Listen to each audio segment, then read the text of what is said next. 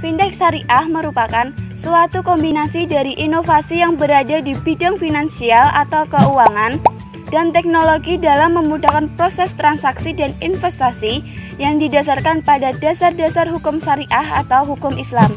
Meskipun tergolong masih baru di Indonesia, namun perkembangannya sudah terhitung cukup cepat.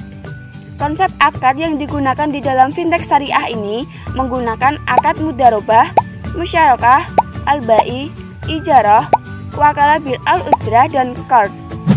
Payung hukum fintech syariah juga berlandasan Peraturan Otoritas Jasa Keuangan 77 tahun 2016 tentang layanan pinjam-meminjam uang berbasis teknologi informasi. Kemudian, fintech syariah juga mengacu pada Fatwa Dewan Syariah Nasional Majelis Ulama Indonesia nomor 117/2018 tentang layanan pembiayaan berbasis teknologi informasi berdasarkan prinsip syariah. Dalam perkembangannya, ada beberapa jenis fintech khususnya yang hadir di Indonesia. Setidaknya ada 4 jenis fintech.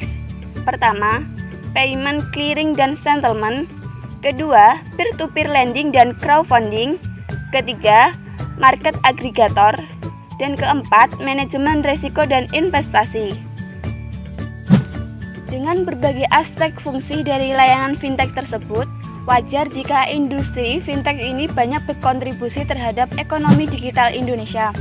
Sejak kemunculannya di tahun 2016 di Indonesia, industri fintech tercatat mampu menyerap tenaga kerja sebesar 215.433 orang dan telah menambah GDP sebesar 25,97 triliun. Industri fintech juga menstimulus pertumbuhan perbankan 0,8%, perusahaan pembiayaan 0,6%, dan ICT (Information and Communication Technology) 0,2%. Fintech juga menambah pendapatan upah dan gaji sebesar 4,56 triliun. Semua kontribusi ini tercatat hanya dalam 2 tahun pertama sejak fintech mulai ada di Indonesia. Tetapi di sisi lain, fintech syariah di Indonesia tidak terlepas dari adanya peluang dan tantangan di dalam implementasinya. Apa aja sih peluang dan tantangan fintech syariah? Pertama, Otoritas Jasa Keuangan memberikan kesempatan bagi para pelaku fintech syariah untuk mendaftarkan secara resmi fintechnya di OJK. Namun di sisi lain, perizinan dan modal minimal untuk mendirikan fintech syariah lumayan besar.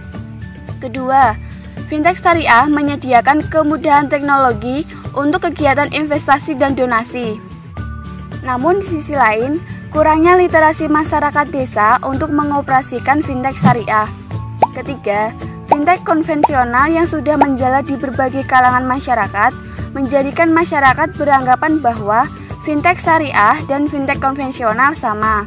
Keempat, penduduk Indonesia mayoritas beragama Islam. Namun di sisi lain, kurangnya sumber daya manusia masih menjadi kendala untuk menguasai akad transaksi berlandaskan prinsip syariah.